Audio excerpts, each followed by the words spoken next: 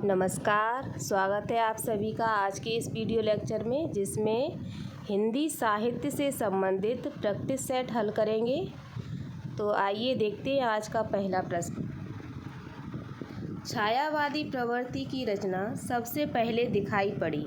छायावादी प्रवृत्ति की रचना सबसे पहले दिखाई पड़ी तो किस रचना में दिखाई पड़ी है, ये हमें देखना है। पहला है आपका मुकुटधर पांडे की रचना में, सुमित्रा नंदन पंत की कविता में, सूर्यकांत त्रिपाठी निराला, श्रीधर पाठक। तो हमें ये बताना है कि ये छायावादी प्रवृत्ति की जो रचना है सबसे पहले किन की रचनाओं में दिखाई दी है। तो यहाँ पे ऑप्शन को देखते ही हमारा ऑप्शन सही होगा पहला, मुकुटधर पांडे की रचनाओं में। ठीक है, तो ऑप्शन हमारा क्या हो गया, पहला सही हो गया, ए। अगला प्रश्न देखेंगे। अपेक्षा पत्रिका के संपादक हैं। अपेक्षा पत्रिका के संपादक हैं। अपेक्षा पत्रिका संपादक कौन है? तेज सिंह, पंकज बिष्ट, जयप्रकाश करदम, अशोक मिश्र। तो अपेक्षा पत्रिका के संपादक आपके हैं तेज सिंह। कौन है? तेज सिंह। अगला देखेंगे। कल्पना पत्रिका के संस्थापक। कल्पना पत्रिका के संस्थापक कौन हैं? अज्ञे, बद्री विशाल, रघुवीर सहाय, धर्मवीर भारती। तो कल्पना पत्रिका जो है वो आपकी धर्मवीर भारती की है। अगला प्रश्न देखेंगे। छायापथ किस विधा की रचना है? छायापथ किस विधा की रचना है? तो ये है एकांकी, संस्मरण, गद्य काव्य, रिपोर्टाज। तो छायापथ है आपकी गद्य काव्य, गद्य काव्य है। अगला देखेंगे। भक्तों को कहा सीकरी सो काम। भक्तों को कहा सीकरी सो काम किस कवि की उक्ति है? ये कोटेशन पूछ लिए। तो ये किसकी है? नंददास की है या परमानंद दास की है, कुंभन दास की है या तुलसीदास की है? तो ये आपकी है कुंभन दास जी की, कुंभन दास जी की है। और ये उस समय की है कि अकबर ने जब कुंभन दास को अपने राज दरबार में बुलाया था तो उन्होंने ये लाइन बोली थी कि भक्तन को कहा सीकरी सो काम। भक्तों को राजकाज से कोई मतलब नहीं होता, हम तो अपनी भक्ति करते हैं, ऐसा इन्होंने कहा था। अगला प्रश्न देखेंगे। सही युग्म का चयन कीजिए। भगवती शरण उपाध्याय विलाय यात्रा, यहाँ पे ये मिस्टेक है, विलायत यात्रा होगा, विलायत यात्रा, विलायत यात्रा। तो सही युग्म पूछ रहा है, कौन सा सही होगा इसमें? देवेंद्र सत्यार्थी तूफानों के बीच, रामवृक्ष बेनीपुरी हिमालय यात्रा, मोहन राकेश आखिरी चट्टान। तो इसमें सही तो आपका हो जाएगा मोहन राकेश आखिरी चट्टान, बाकी के ये तीनों गलत हैं। जो विलायत यात्रा है, विलायत यात्रा, विलायत यात्रा, ये आपका है प्रताप नारायण मिश्र। किसकी है? प्रताप नारायण मिश्र, प्रताप नारायण मिश्र जी की है विलायत यात्रा।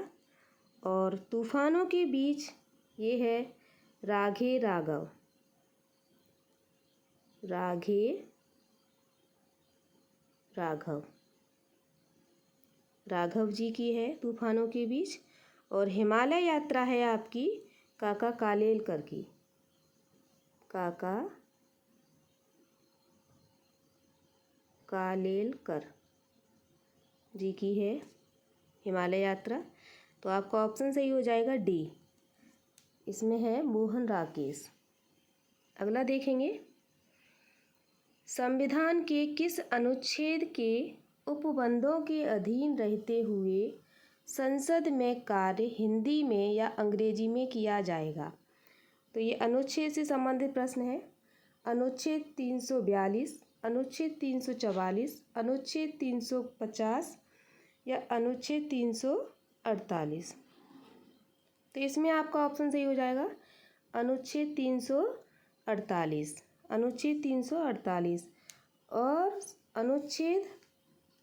अनुच्छेद आपका 343 से 351 तक हिंदी भाषा के विकास और उसके उत्थान का प्रावधान किया गया है। तो इसमें ऑप्शन आपका सही हो जाएगा चौथा। अगला देखेंगे,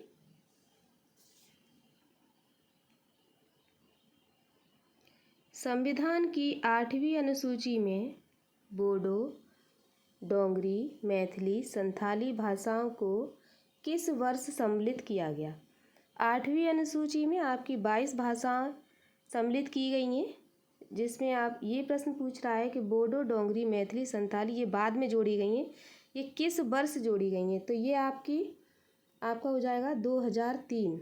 2003 में इन चारों भाषाओं को सम्मिलित किया गया है। अगला देखेंगे प्रश्न, कुटज के निबंध के लेखक हैं।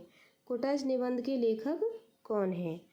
रामचंद्र शुक्ल जी हैं या रामविलास शर्मा हैं, विद्यानिवास मिश्र हैं या हजारी प्रसाद द्विवेदी हैं? तो कुटज बहुत फेमस रचना है, ये है आपकी हजारी प्रसाद द्विवेदी जी की। अगला देखेंगे, परिशिष्ट उपन्यास किस विषय पर केंद्रित है? परिशिष्ट उपन्यास किस विषय पर केंद्रित है? धर्मांतरण, पर्यावरण, शिक्षा, राजनीति। तो परिशिष्ट उपन्यास है, ये राजनीति से संबंधित है और ये किसका है? ये है आपका गिरिराज, आपका गिरिराज किशोर शर्मा। गिरिराज किशोर शर्मा जी का है, राजनीति से संबंधित उपन्यास है ये। अगला प्रश्न देखेंगे, बाक पत्रिका के वर्तमान संपादक कौन हैं? अरुण महेश्वरी, रविंद्र कालिया, सुधीर पचौरी, अरुण कमल। ये सभी आधुनिक काल के लेखक हैं। तो इसमें आपको बाक पत्रिका के संपादक बताने, ये हैं आपके सुधीर पचौरी बाक पत्रिका के संपादक हैं। अगला प्रश्न देखेंगे, पाली भाषा के सर्वप्रथम वैयाकरण कौन है? पाली भाषा के सर्वप्रथम वैयाकरण कौन है? व्याकरण का मतलब होता है जो व्याकरण का ज्ञाता हो, जिसको व्याकरण का ज्ञान हो, वो उसको क्या कहेंगे? व्याकरण। कच्चायन, पतंजलि, पाणिनि, हेमचंद्राचार्य। तो इसमें आपके ऑप्शन होगा ए सही है। कच्चायन, यहाँ पे आपकी ठंडा हो रहा है, कच्चायन। अगला देखेंगे, रचना की दृष्टि से क्रियाभेद हैं 3, 2, 4, 5। तो रचना की दृष्टि से क्रिया के 2 भेद होते हैं,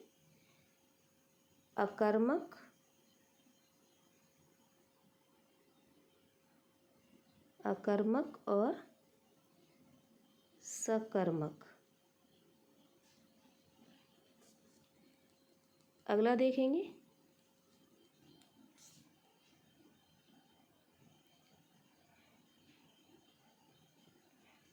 य र ल व व्यंजन को क्या कहते हैं? स्पर्श व्यंजन, अंतस्थ, ऊष्म या कोई नहीं। तो ये व्याकरण से संबंधित प्रश्न आ गया इसमें। तो ये य र ल व जो है वो आपके क्या है? अंतस्थ व्यंजन है, अंतस्थ व्यंजन है। स्पर्श व्यंजन आपके क से माँ तक होते हैं स्पर्श व्यंजन। और ऊष्म व्यंजन आपके क्या होते हैं? स ह आपके ऊष्म व्यंजन है। तो इसमें ऑप्शन क्या हो जाएगा आपका? बी सही हो जाएगा। अगला प्रश्न देखेंगे, सदियों का संताप किस कवि की कृति है? सदियों का संताप किस कवि की कृति है? जयप्रकाश करदम, महात्मा नैमिषारण्य, ओम प्रकाश वाल्मीकि, सुशीला टागोरे। तो ये आपका सदियों का संताप है, ओम प्रकाश वाल्मीकि जी की रचना है। अगला देखेंगे, मन्नू भंडारी ने अपनी किस कृति का स्वयं नाट्य रूपांतर किया? आपका बंटी, महाभोज, यही सच, स्वामी। तो मन्नू भंडारी ने महाभोज में स्वयं खुद अभिनय किया है इन्होंने इसमें, महाभोज नाट्य में। अगला देखेंगे महाभोज। अगला देखेंगे देव रचित अष्टयाम ग्रंथ किस विषय वस्तु है। देव रचित अष्टयाम जो ये ग्रंथ है इसकी विषय वस्तु क्या है। आश्रयदाता आजम शाह की प्रशस्ति, रसों का विवेचन, नायक नायिका के विविध विलासों का वर्णन, नायिका भेद। तो इसमें अष्टयाम में नायक नायिका के विविध विलासों का वर्णन किया गया है, अष्टयाम। और ये किसकी है, देव की है। अगला देखेंगे भारत सरकार ने शिक्षा मंत्रालय के अधीन वैज्ञानिक और तकनीकी शब्दावली आयोग की स्थापना किस सन में की। 1960 में, 1962 में, 1962 यहाँ पे दो जगह हो गया, 1963। तो ये भारत सरकार ने ये आयोग की स्थापना आपकी 1961 में की है, 61 में की है। यहाँ पे 61 है, ऑप्शन आपका बी सही हो जाएगा। अगला देखेंगे अकाल में सारस किस कवि की कविता संग्रह है। अकाल में सारस किसकी कविता संग्रह है। चंद्रकांत देवताले, उदय प्रकाश, केदारनाथ सिंह, राजेश जोशी। तो ये आपका है उदय प्रकाश जी का अकाल में सारस। अगला देखेंगे हिंदी का पहला समाचार पत्र उद्दंत मार्तंड प्रकाशित हुआ था। हिंदी का पहला समाचार पत्र उद्दंत मार्तंड कब प्रकाशित हुआ था।